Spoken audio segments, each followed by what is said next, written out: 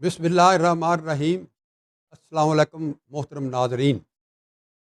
मेरी आज की गुफ्तगू का मौजू है वालदैन का प्रोटोकॉल। प्रोटोकॉल का लफ्ज़ मैंने इसलिए इस्तेमाल किया है कि इसको आप बड़ा अच्छी तरह समझते हैं, क्योंकि मैंने सारी ज़िंदगी में ये देखा है कि हम लोग जो हैं वो अशराफिया के जो मुमताज़ लोग हैं उनको प्रोटोकॉल बहुत देते हैं।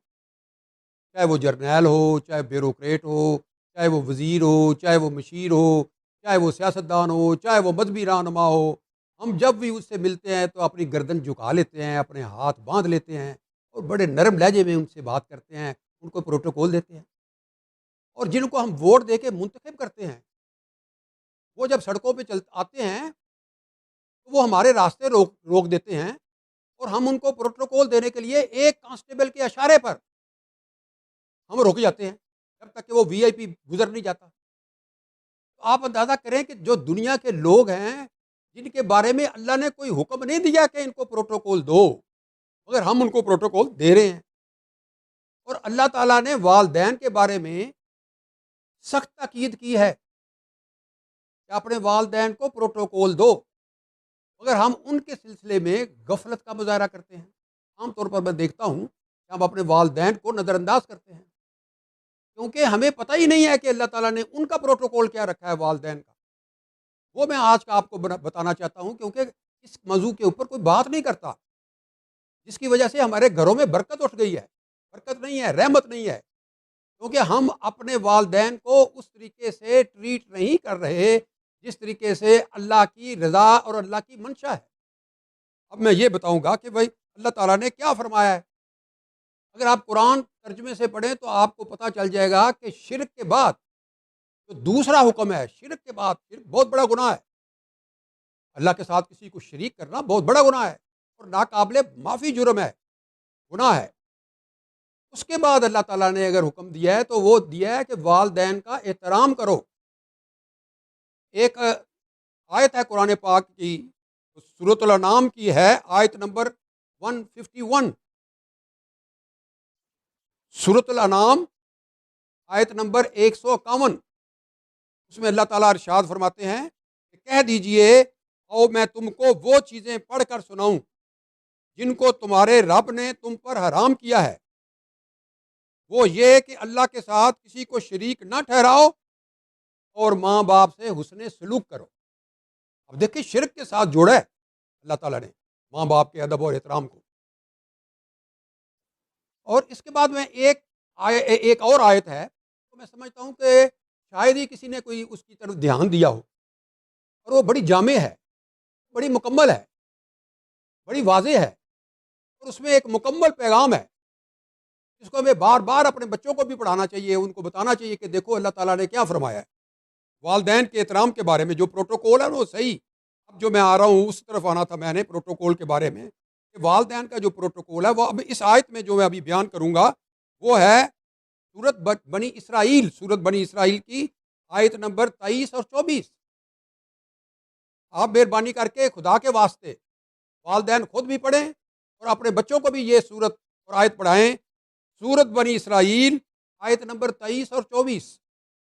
अल्लाह ताला इरशाद फरमाते हैं, वालदैन के साथ नेक सलूक करो।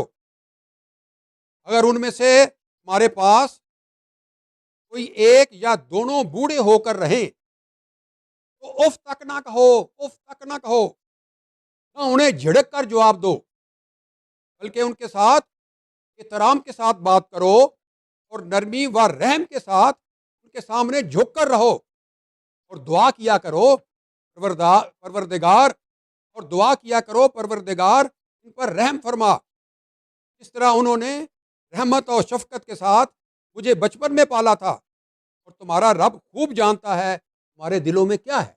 अब ये आखिरी जो एक जो जुमला है आयत का, उसमें अल्लाह ताला ये कह रहा है कि अगर तुम कोई मकर फरेब करोगे वालदैन के साथ, बाद औकात औलाद जो है ना, कोई चीज़ लेनी है, माँ से लेनी है, बात मनवानी है, चीज़ लेनी है, वालद से लेनी है या बात मनवानी है, तो खुशामद करेगा वो। अल्लाह ताला कहता है कि मैं जानता हूँ तुम्हारे दिलों में क्या है। वो कहता है कि नेक नीयति के साथ, इसको हुक्म समझते हुए अल्लाह का, अपने वालदैन को प्रोटोकॉल दो, उनका अदब करो, उनका एहतराम करो। اسی طرح ایک حدیث ہے، ابو ہریرہ کی روایت ہے، حضور اکرم صلی اللہ علیہ وسلم ایک دفعہ فرمایا کہ ذلیل و خوار ہو، رسوا ہو وہ شخص، ذلیل و خوار ہو، رسوا ہو وہ شخص، 2 دفعہ کہا۔ صحابہ کرام نے پوچھا یا رسول اللہ کون شخص؟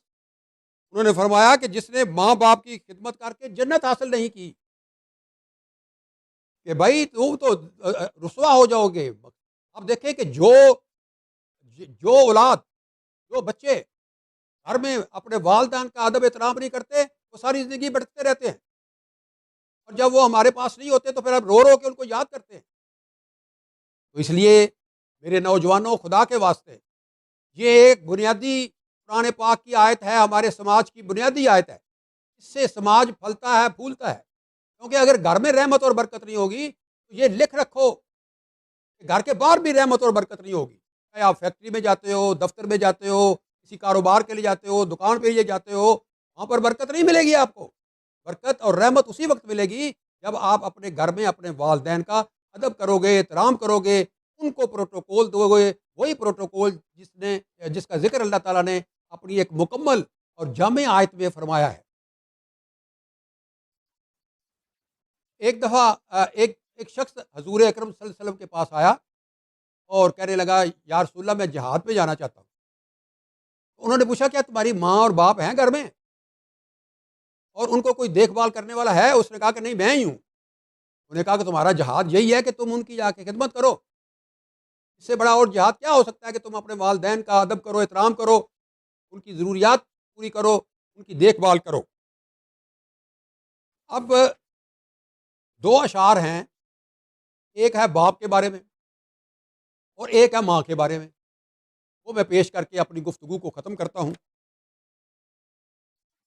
مجھ کو چھاؤں میں رکھا اور خود چلتا رہا دھوپ میں، مجھ کو چھاؤں میں رکھا اور خود چلتا رہا دھوپ میں نے دیکھا ایک فرشتہ باپ کے روپ میں۔